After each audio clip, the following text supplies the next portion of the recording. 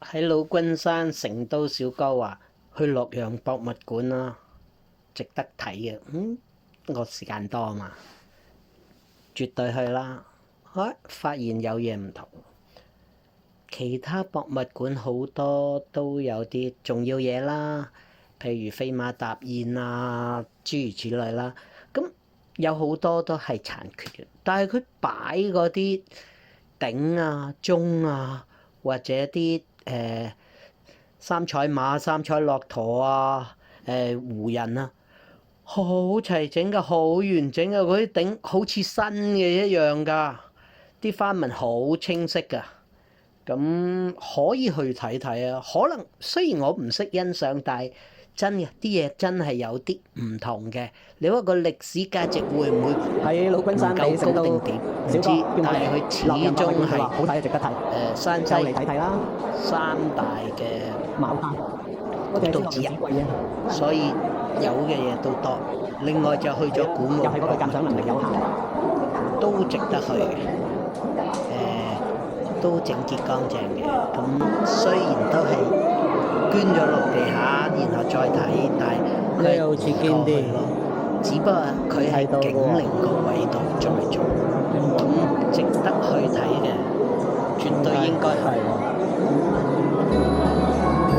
好清晰喎。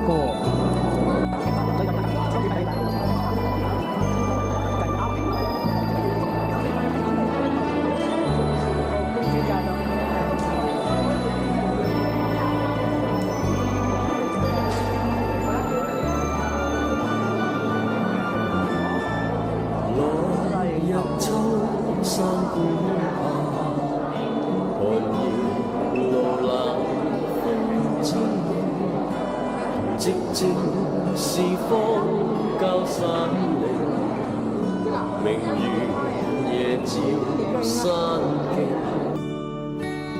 雨夜秋風吹過，紅葉傲笑山中，獨自在荒郊漂泊，流浪到那方往。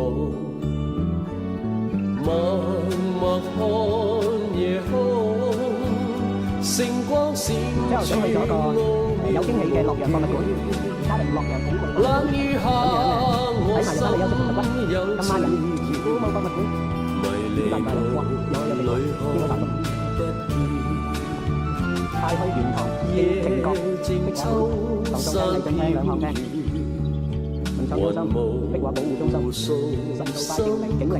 好啦。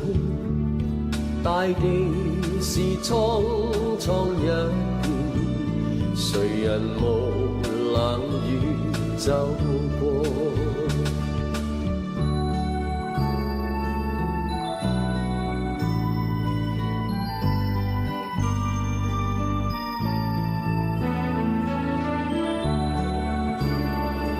啱先呢個古墓就係洛陽喺1984年發掘咗出嚟。叫磚瓦墓，呢粒都係魏晉嘅墓，呢個就新晉叫棋子墓。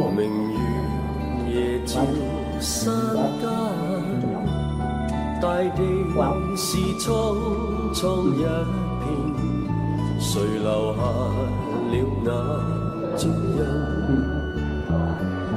大地宇宙間，彷彿一切也是奇妙。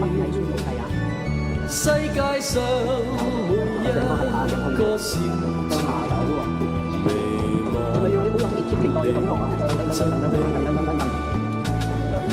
大地宇宙間，彷彿一切也是奇妙。